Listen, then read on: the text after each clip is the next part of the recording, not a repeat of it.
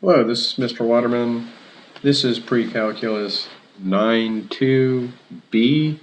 We're still talking about ellipses, but we're going to go on and look at ones that are not centered at the origin.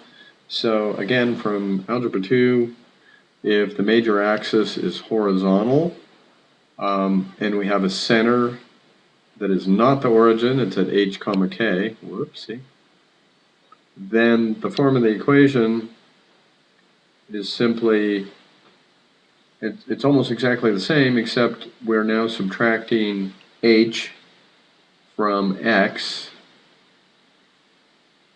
the top of this side, and we're subtracting k from y. So k is the y coordinate of the center of our ellipse.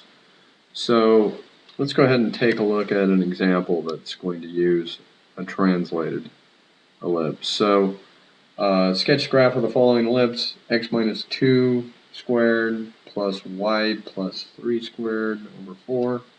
So we have, forgot about the 25, equals 1. This is in standard form. We can see that the bigger number underneath is 25, so that's telling us that a squared is 25. That also tells us that, well, obviously a is 5, but it also tells us that this one has a horizontal major axis, just like this guy up here on the left. So we also can get from this that b equals 2. B squared is 4. Alright, so from that we can calculate c. They're probably going to, usually on a sketch you want to be able to put the foci in. So from before we know that c squared equals a squared minus b squared. So for this one, that's going to equal 25 minus 4, so that's 21 equals c squared. So c is the square root of 21. Okay, so that tells us that the foci are at h comma k plus or minus square root of 21.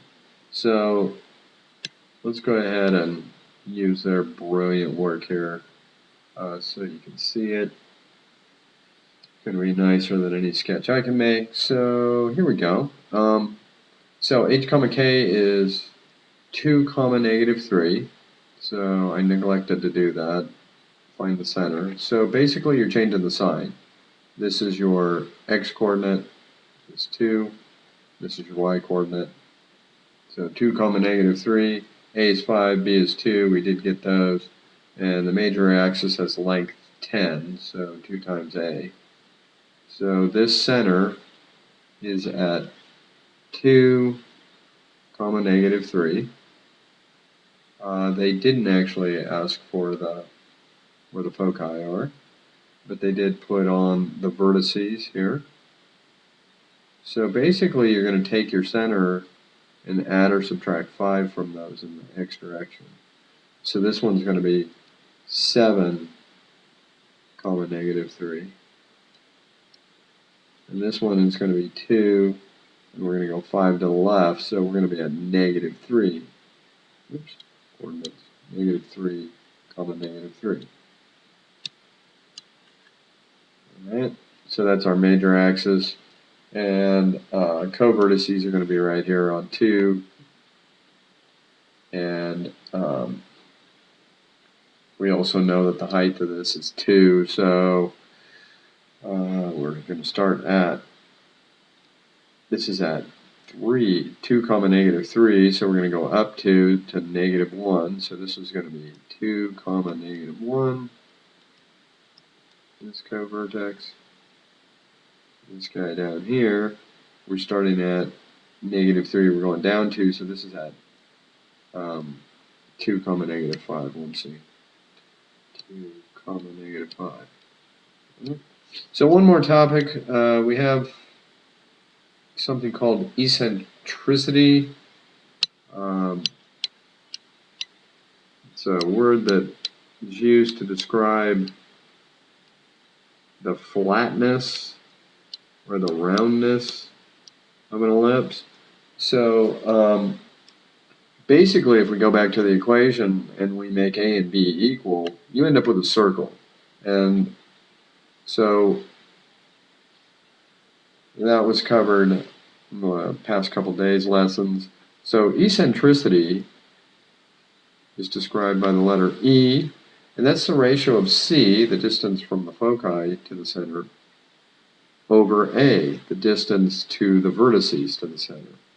So if E is small, meaning the distance, the ratio, C is small compared to A, then the eccentricity is small. So that means it's not very squished. All right. This example B over here, E is, if the foci is pretty far out, pretty close to where the vertices are, then E is getting closer to 1, and this is going to have a big eccentricity. All right. So 1 would be they're equal, and that's impossible to get the foci out here. But it'll get close to 1. The closer it is to 1, the more eccentric it is. All right, so you're going to be asked to calculate eccentricity. That's just the ratio of C over A. That's it for video 9.2b. Thanks for watching.